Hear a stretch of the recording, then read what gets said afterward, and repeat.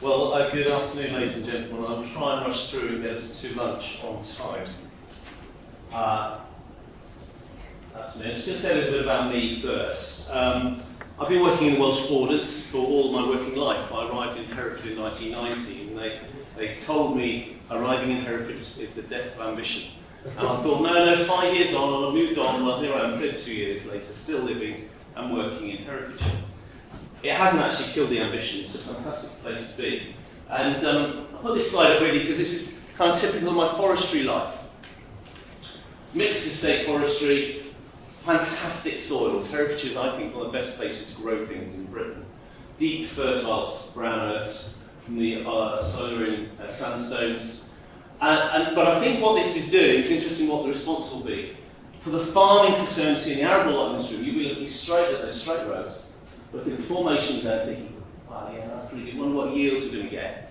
The foresters would look straight at those hillsides and say, my goodness, what height on those oak trees. The ecologists in the room would say, those are ancient woodlands, that must be protected at all costs.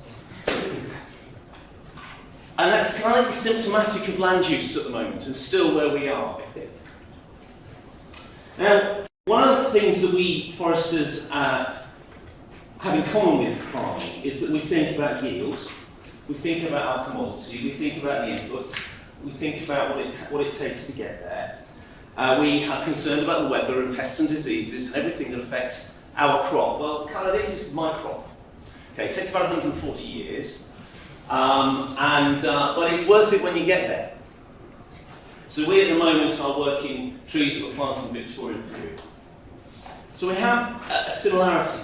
So my day job, I help run a forest management company. We manage a whole lot of different privately owned woodlands, from large estates, small estates. We work for farmers, we work for local authorities, for National Trust, Woodland Trust, etc., Forestry Mission. And we also manage some commercial forestry, or more spruce orientated in the uplands. That's my day job. That's my crop. That's 8 years old, so only another 132 years to go.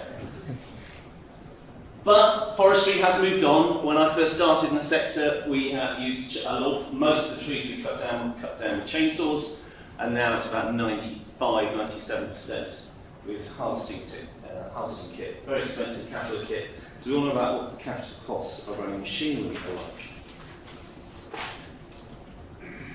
Oh, just skipped one there. We also manage a lot of this.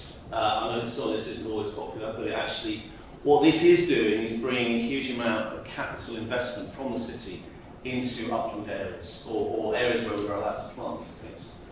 All driven out of this ESG movement that you heard about earlier.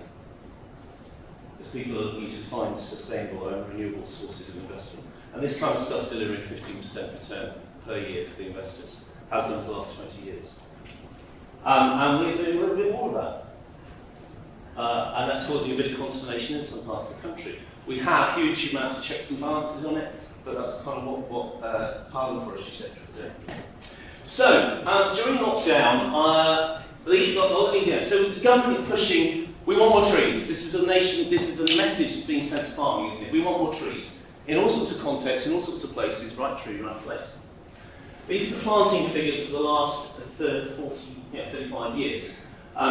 Just as a point of note, I graduated in 1990 when we just about did 30,000 hectares a year of new planting. The interesting thing about it, as you look back in that time, the bulk was in Scotland, the bulk was commercial conifer, and people seem to have forgotten about it, apart from the NGOs.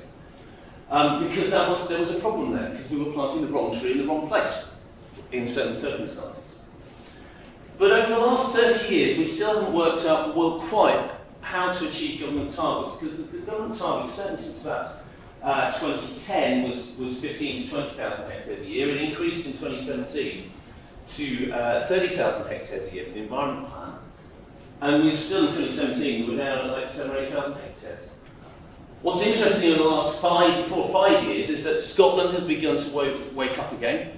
So about 13,000 hectares of new woodlands being planted in Scotland. More environmental checks, more environmental balances, but quite a lot of that is commercial investment in spruce and other conifers with a proportion of broadleaves. What we haven't answered the question is the English problem. the English problems. The government set a target for notionally 7,200 hectares, 10,000 hectares, rising 10,000 hectares, and we're kind of stuck at 2. And if you're an English forester, that's a little bit frustrating when you see your northern colleagues powering ahead. Interestingly enough, you go back in history, it wasn't much happening in the 70s either. In fact, it was only the shift of resources that we managed to get to about 5,000 or 6,000 hectares of broadleaf planting in England in the 90s. That was quite a busy time. Right, let's move on. So, 3 practicing companies, competitive companies, got together during lockdown and said, look, this is a problem. Those planting figures are dreadful. How are we going to change the mindset of government? How are we going to address the issue so that farmers and landowners want to plant trees, see it as their ideal to plant trees? So we've set up a not-for-profit company. It's open to all comers to engage in this process of trying to encourage more tree planting in the English lowlands, on farms and on forests. So we sat during lockdown, we had numerous meetings together, and we said, well, what's it going to take to make a change? One, we needed to create, we all felt we needed to create an offer that was compelling, which needed a dramatic shift in grant support, which needed a dramatic discussion with government. That's actually now happened. The English grant system is fantastic in terms of planting trees. The government will pay for it all, and more. We also knew that if we were going to take advantage of the voluntary carbon market, we had to create an offer that would work. I mean, English forestry and English land management is very fragmented. So you've got to aggregate projects to put them together, then to put them to the market. There are actually excellent prospects in the voluntary carbon market. The market price is going up and increasing, which is good. We had to kind of deal with forestry's Achilles heel, which is the length of time you start by the time you put a tree in the ground. It's actually time you start to get some money. 25 years typically. We had to get landowners, farmers and estate owners excited, as well as about the benefits that woodlands provide. And we aim to be an introductory agency between carbon markets and those said landowners. Because actually in our day jobs as foresters, these are kind of the people we deal with anyway. So this is who we are. 3 of the biggest private management companies in England working together in a competition way. And we've been working with partners in the carbon market. Now, the thing about the carbon market is if you're looking to offset your carbon, most people will go to the lowest common denominator in terms of price. And that means probably doing some questioning something in the tropics, because it's much cheaper to do it there, and the accountability is sometimes questioned, sometimes good, sometimes questionable. We know in England we probably need carbon at the highest price within the voluntary market, which means selling it with all the knobs and whistles on it to make sure people understand what they're buying. So, the reason I'm stood here today is that we put in a bid to Morrisons. Morrisons were keen to encourage their farmers to start thinking about trees as part of the route to net zero. And so we put in a bid to Morrisons and said, look, here we are a group of private practitioners, we want to help. We are not an environmental NGO with an agenda. We understand that thing about yield and management and benefits. We understand that this thing needs to work from landowners' perspective. We're not here to cut across any existing relationships. We're here to support Morrisons farm suppliers with their bid towards net zero, their route to net zero.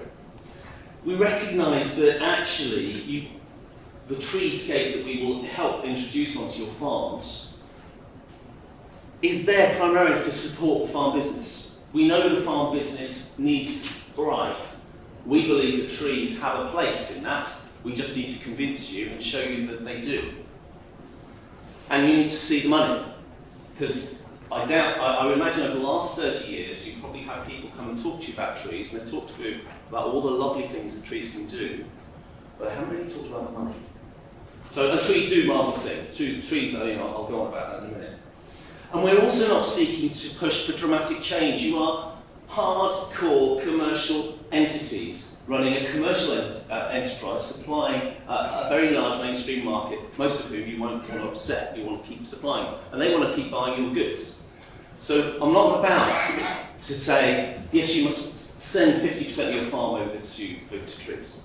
We're talking about tweaking at the edges, but in a very informed way, which is why that talk just now is really, really helpful. And I really, really like that comment earlier about the 20% delivering 70%. Because that is kind of where we're coming from. It might only be 5 or 10% in our terms. And I envisage when our people come to see you that we will be doing the kind of things that we were doing back in the 90s. Anyways, but we'll be looking at it with carbon terms. We'll be looking at farm edge, we'll be looking at field edges, we'll be looking at margins, we'll be looking at shelter belts, we'll be looking at agroforestry. We'll be looking at different things that suit the farm business, and some of that will involve some tree planting of some sort. We are highly skilled at our job. We've been surviving in the forestry sector for the last 30 years. So if you're into woodland planting, you saw those figures. We haven't got rich on planting trees. We've survived on managing woodland. Okay? Yeah, I've already mentioned that. Let's move on. Now, I'm going to put that up again. I'm going to pass on this because I could, in order to persuade you to look at trees and think seriously about trees, I could argue about carbon. I don't think there's any debate about carbon. I think the carbon argument is clear. So I'm not going to go over that. I could talk about climate change.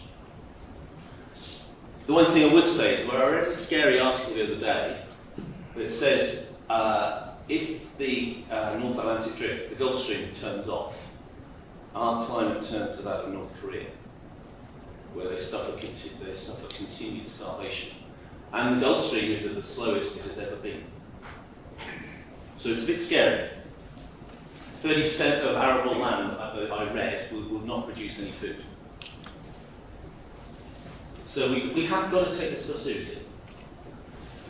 I could talk to you about all the kind of downsides of climate change. That's Herefordshire back after storm, whatever it was, last spring. That was a very good idea. But I'm not going to talk about that. I'm going to talk about biodiversity decline. You will know all this stuff, you've been told it, I'm not going to talk about that. NVZs, 96. Now new NVZs, there's an issue with fertiliser, but you already know that, so I'm not going to talk about that either. I'm going to talk about Sweden. I'm going to talk about Sweden because in Sweden they have a great tradition of farmer foresters, basically farmers who farm, but they understand forestry and what economic benefit it brings to them. They forest in the winter because the ground's frozen, and they farm in the summer because it's nasty in the woods in the winter. It's full of biting insects. But they understand both farming and forestry and the benefits that both bring. And for too long, I feel that there's been this kind of divide. You either deal with the ministry or DEFRA or the Forestry Commission. And there's not enough understanding on the farming side about forestry, and there's not often enough understanding on the forestry side about farming. The closest we get to that as businesses is when we're engaging with estate owners who've got direct forestry interests and farming interests, and they understand, this delivers this delivers this is good about this is bad about this, can we improve this X, Y, and Z. Of course, one of the reasons that estate owners have got forests is because they provide great sporting opportunities, and one of the reasons why woodlands are managed in England. So I'm running behind my notes.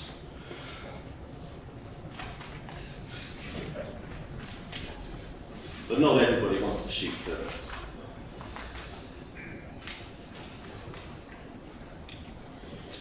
They like them as places of beauty, fantastic biodiversity opportunities, and there's often a reason why people will spend money on those. They like them because of the landscape. They like the trees in the landscape and how they fit. Provide capital value to speak to your average agricultural valuer. If 10 to 15% of your agricultural estate has trees and woods on them, there's a higher value than if there was no trees and woods on them. They produce timber and can produce quite significant income if you look after it for 140 years. Also produce an awful lot of this. So they're kind of income producing places.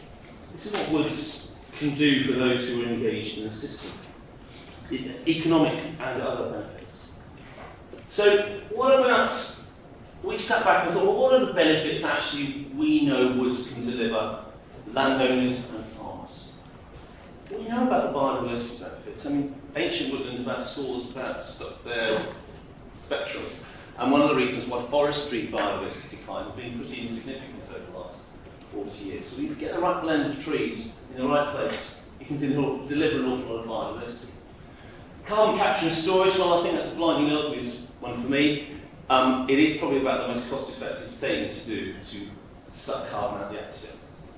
I get very irritated and amused at the same time when some engineer says, oh yeah, we can take carbon out of the atmosphere about £500 a tonne. I'm thinking, yeah, we'll probably do that for about a tenth of that, maybe. And don't do a lot, just put a tree in the ground. Food production. And this is where I want to kind of talk and expand on a few things we've already heard about. There are many, many farming benefits for having trees on the farm. It isn't about the trees, it's about the benefits, okay? So there's been discussion about shelter.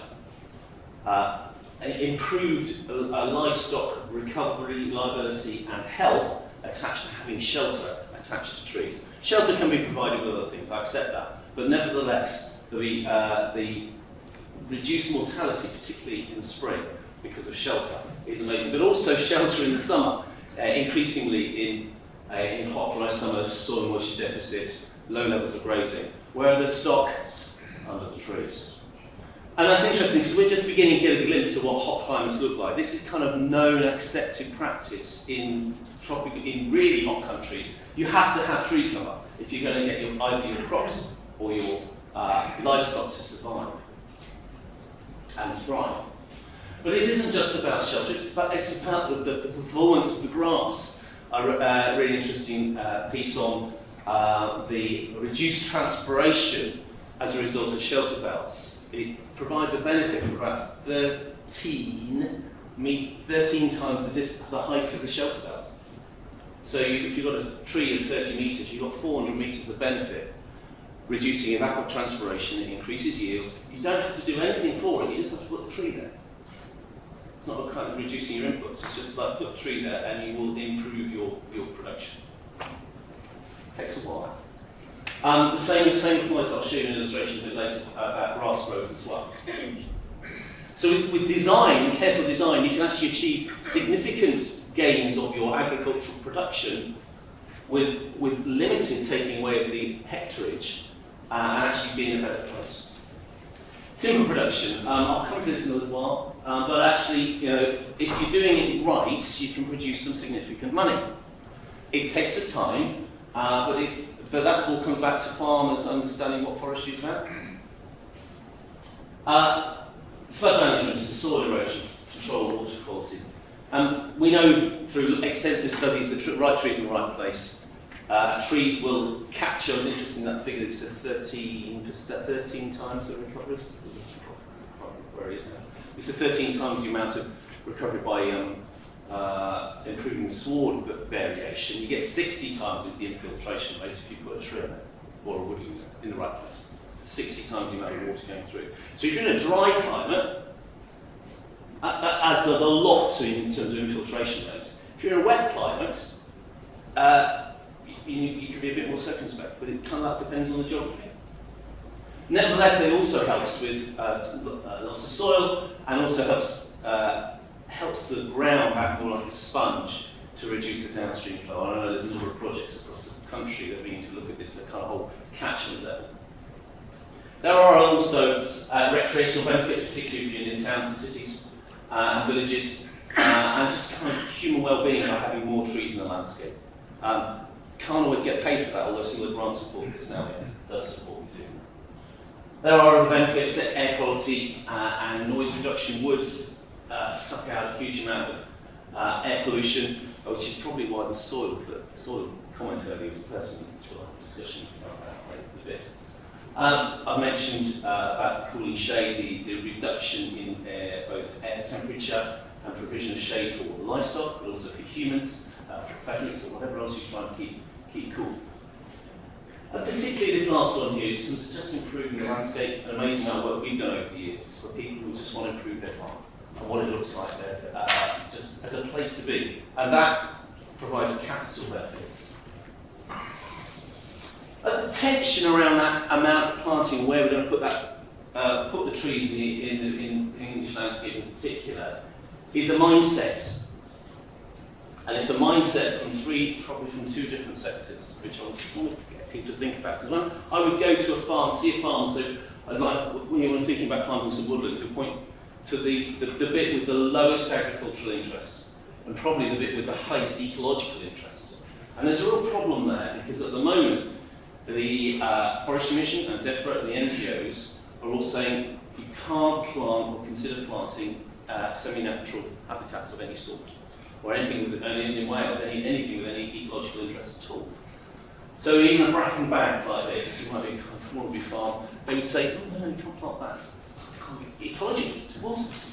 Go and plant that bit of grade 3 pasture there in the distance. And of course you then turn to the farm and say, would you like to plant that? And the answer is, no, I don't really want to plant that.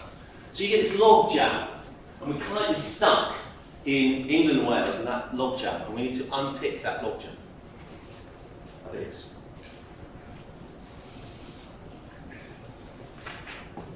the area where we've made a lot of progress on is that obviously our timescales are long. I've already mentioned that's 140 years from there to there. How do you fill that gap? Well, how do you plug that gap before you plant a tree? You look after it for a few years, it grows, and eventually you might be able to do some thinning where you remove the worst to favour the best. You can get some income from that. That's when the income starts to flow from your forest or your woodland. The great thing about carbon, when you look at carbon profiles, as measured through the Woodland Carbon Code, which I'll come to in a minute, is that fills the gap. That's the money gap. And that's always been forestry Achilles' heels. And we can fill it. So you can get trees paid for by the state, trees maintained by the state, money flowing from carbon. It doesn't cost you a penny. It's cash positive all the way through. Might be a little lumpy, it's not every year, but it will provide benefit to you. So this is kind of how it is with Forest Country Foundation. We're kind of setting out to start. We've all got to reduce. Forestry sector's got to reduce, farm's got to reduce. Actually, if you take 1 hectare out of agricultural production, crop or livestock, you are actually stopping emitting. I know we've been talking about we've got to recognise farming does emit, it does. So by not doing it, you are stopping emitting, which is a good thing, so far, as long as it doesn't affect the farming enterprise. The bit where we come in is the sequestration bit. It's like, this is what trees do. And once the trees are in the ground, paid for by the state, they're just doing that just because they're biologically good at it. And up to about 400 tonnes per hectare. And about 140 tonnes per hectare below ground. That's over a 100-year figure. Quite a lot of carbon. And that's really interesting to see the values that are attributed to the Northern Ireland farms. We get no value for this, so this is an additionality that you need to think about, is actually what we produce is stored carbon. Not much of it in this building, you're leaning on so much chipboard with a melamine face. But it actually is another way of looking at it. So actually, timber produced sustainably from sustainably managed wood actually does substitute some really, really, really nasty stuff in the built environment. Concrete, brick and steel are really, really bad polluters. Let me just talk about how much longer we've got. 5 minutes, over, that's fine. Okay, so let me just talk about timber values, because this will be new to most of you, unless you happen to have sold some timber in the last 5 to 10 years. So what I've categorised here is the type of timber on the left, and the species that I would take in that kind of type bracket, the yield class, don't worry too much about that, it's how fast it grows per year. The value at maturity, which varies quite considerably depending on species. The value per hectare as a result when you fell it. And then how long it takes to grow. And that then gives you kind of an indication of the accrual that forest is giving to you as a farmer or a landowner over the lifetime of that forest. Obviously, let's take the top one, £660 a hectare every year for 150 years for oak trees. Takes a long time. That's at today's prices. Actually, if you oak in particular is one that's kept pace with inflation. If you push it on and more into 140 years' time, that'll be a much, much higher residual value, even though the tree might be good to. But you can't realise it until then. What this illustrates is a number of things. One is you can see that those who understand and know these things plant the right species to do the right thing, as you do with your farming crops. It's the difference between semi-natural grasslands and probably wheat at the moment, in terms of variability. And you could probably get a sense there as to why people get excited about spruce in the uplands. You're putting on £1,500 a hectare every time it's in the ground, and all you have to do is plant it. And the rest of the time there's no inputs. Well, a little bit of looking after it early days, but it's just putting on that, punching on that value every year. Which is why, some of you may or may not know, that a 10-year-old spruce plantation is now worth more than Grade 1 arable in East Anglia. It's valuable stuff. And then there's all these other ranges, but each species has its own profile, as it were. Well, each species also has its own carbon profile, which I'll come to in a moment. It may not surprise you, for the last 30 years we've been encouraged to plant low-quality hardwoods. And then people are surprised as to why they don't make any money out of the woods. Okay, so now, Forest Canopy Foundation, this is how we are structured. We have a group of expert providers, who are people like me, who can go out and come and visit you, and we'll be engaging in the process of coming to see you. The advice is free. Morrisons is supporting that first initial visit. We'll come and work with you and look at your farm and say, where on the farm can we think about trees delivering you some farm benefits, as well as some of these other benefits that I've talked about. So it may be shelter belts, it may be inefficient corners, it may be some of the difficult bits of ground. It may be some hedgerow trees, it may be some parkland trees. It may be kind of reshaping the whole landscape so that your farm is worth an extra £250,000, £500,000 in a few years' time. We will then provide a short report and come up with a kind of outline design. If you're happy with that, we will then talk about the process of getting that, whatever's being agreed, through the system if there's grants attached, the system if there's carbon attached. How it works in terms of carbon, if the scheme is big enough, typically 4 or 5 hectares, be a minimum. It goes through a process whereby that gets checked by Brendan Britton, who are the red tractor for forestry. And we then go through the project verification, and it fits it when you go to the Woodland Carbon Code, which is the government's recognised register for woodland creation projects. It spits out a figure for your carbon. And you then face a choice: do I forward sell my carbon, or do I sit back on the carbon? If you forward sell your carbon, you get a cash payment. No one forces you to do that. Each client will take their own view. Some will say, I'm happy to wait, I don't need money. Some will say, I desperately need money, can I sell it now? And then you're subject to a kind of like a 30-year agreement, which is tied into a relationship with the state, through tree planting support, through countryside stewardship, and the support of an expert provider who's just used to doing this stuff. This is what we do. We plant trees, we manage them, and we produce a working asset that the landowner can benefit from. So that's talking about how we're working with Growing Britain on this. A few case studies here. We haven't got time for these. No. I'll run out. So this is a farmer who introduced some really small sets of hedgerows around some ground to increase mob grazing. I haven't come across mob grazing before in the last year. But actually, as a result of establishing the hedges, small units of the area, we've got a 900 to 1,000 ewes and 37 cows. He was able to, just by putting sort of 1 hectare units in this field, on his fields, he was able to reduce his inputs by £18 a ewe. That's quite considerable saving in terms of inputs. And it's all, as I understand, it's all about getting your sward density better, your species in your sward better. You improve your livestock, you reduce your attrition rates when in the spring, and they move on, and you actually the sward gets more productive. Not only is it having less inputs, less nitrates, etc. put in, it's just developing naturally. I think it's the ecosystem, the soils that are developing. Agroforestry, we have an agroforestry specialist on the team. For those who might be interested, you might have come across Stephen Briggs, but he's part of the FCF family of advisors. I'll just say a little bit about this. This is one of our kind of flagship projects working with Blenheim Estate, which one of my colleagues, Nicholson's, delivered. Blenheim had a problem with the lake, Queen's Pool, in front of the house. It kept silting up, like scratching it. And of course, desilting is a really, really expensive business. They realised that they themselves were the problem, and it was the farming enterprise that was the problem, because there was an awful lot of runoff coming off the fields to supply the streams that were going into the Queen's Lake, Queen's Pool. So they decided to commit quite an extensive amount of their farm to a woodland entity.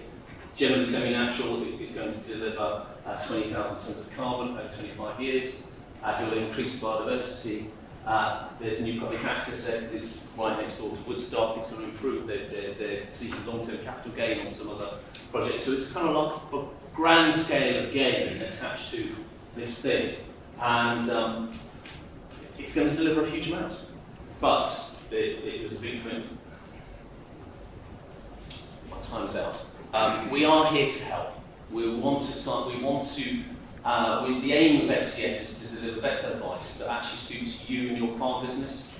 But there are multiple answers to the same question in terms of right tree, right place, and we'll be informed as much by our experience as foresters as your views as a landowner stroke farmer.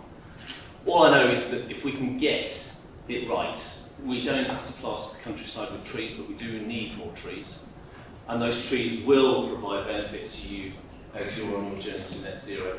We foresters can look a bit smug. We're net positive in our sector. It's pretty good. We've got, there's an awful lot of good that flows out of forests. We want to share some of that knowledge with you, and hopefully that can help you on your net zero journey. So, thank you.